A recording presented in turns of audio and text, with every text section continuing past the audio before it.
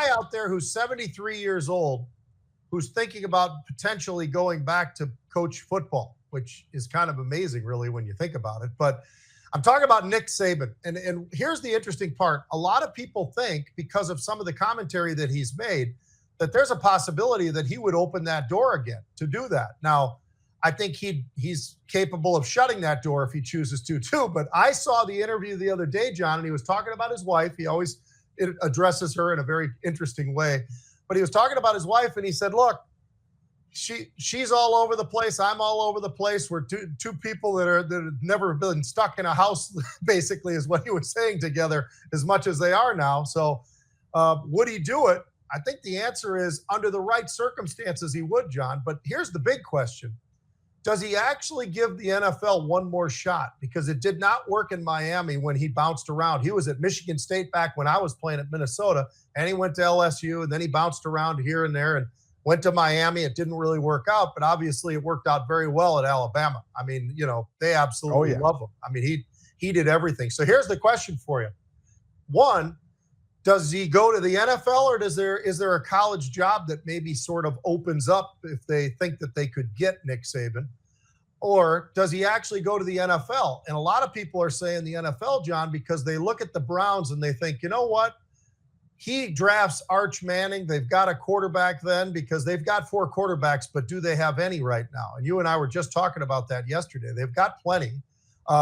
We don't know on the 2 young guys who are coming out of college whether or not they're going to be great or not. One of them, Shedeur Sanders. But the reality is that one or the Rams. And that's another one that people are looking around saying, he really could fit in there.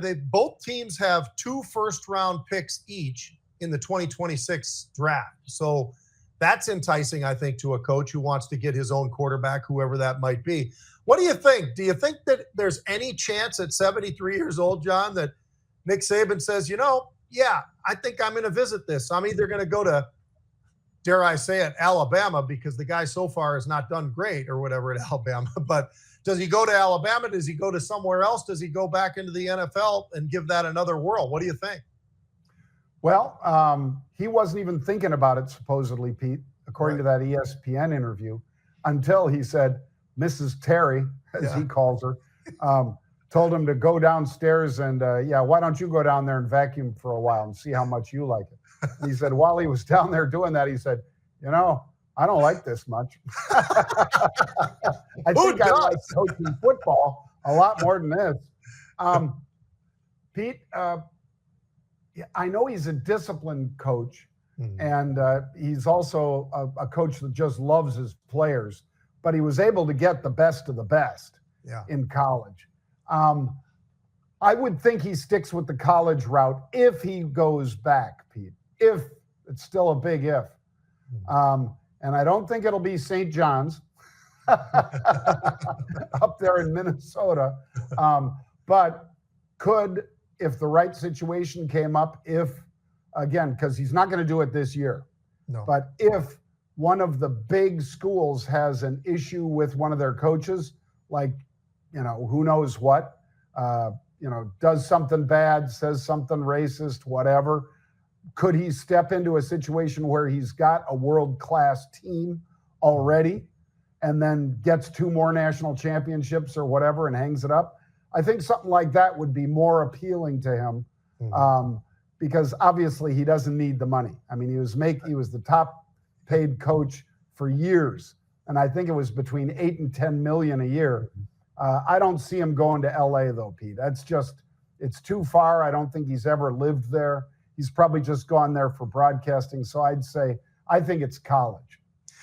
I'm going to push back and say the only reason I would say maybe not college, I think one of the things and one of the reasons he left, John, was he got frustrated with what college sports has turned into, with the portal, and you recruit a guy and then all of a sudden the guy's not happy because he's not on the field. So he wants to go into the portal or the NIL and all the rest of it. It's the only reason. I think you're right. I think under the right circumstances, he could take one. But it would really have to be the right circumstances, because I think he's tired of the way college sports, but football specifically, has turned into. All right, next one up. I got one for you, John. How about this? Who's the most underrated quarterback in the NFL? Now, there's a lot of names you could probably come up with and just say, well, this guy, he's pretty damn good. Blah, blah. Baker Mayfield, he was a bust. He's one of the big busts of all time, right? He goes to Cleveland. Cleveland goes crazy to get him, and all the rest of it doesn't work out. Goes to Carolina, it really doesn't work out. Goes a couple other places, doesn't really work out. He goes down to Tampa, John, and the guy has really turned into a really great, underrated quarterback. Here's some numbers from last year. 4,500 yards passing, 41 touchdowns, 16 interceptions. That sounds pretty good to me. He's number 2 in touchdowns, number 3 in passing yards per game, number 3 in total yards, and number 2 in completion percentage, only to Goff, who had the best completion percentage. So I find it really, really intriguing that Baker Mayfield has been able to do this. He seems like he's really put himself together, John, because I think when he came out of college, he really probably wasn't really a guy who was together. He had some issues in college that weren't very, very good, that a lot of people were very disappointed about. But that's all in the past now. And now the guy is like this absolute total stud quarterback. His receivers absolutely love him. His offensive line loves him. So, pretty amazing. I couldn't really think of too many others where I'd say, this guy's maybe more overrated than Baker, but maybe you got somebody in mind. Anybody? Well, I was going to say Geno Smith, Pete, but then when I looked at the stats in terms of touchdowns, it's not close. No. And in terms of interception to touchdowns, it's not great. Geno Smith had an awful lot double-digit interceptions last year, and that will turn a game against you pretty fast. Yeah. So Baker wasn't making the same kind of mistakes, Pete, and some of it could be, like you say, because he has got a chip on his shoulder, that he plays with that chip and always tries harder. I'm not saying Geno doesn't try hard, but man, I think Baker is the most underrated quarterback, and he could sure be playing in the big game this year, Pete. He sure could be a Super Bowl quarterback. It's just a question of whether or not Tampa has enough gas in the tank. I'd throw one other name that even though he's gotten paid, even though he's done this and he's done that and everything, I still don't think people appreciate Brock Purdy as much as I do. I think that they look at him and they go, well, but, it's this, it's that.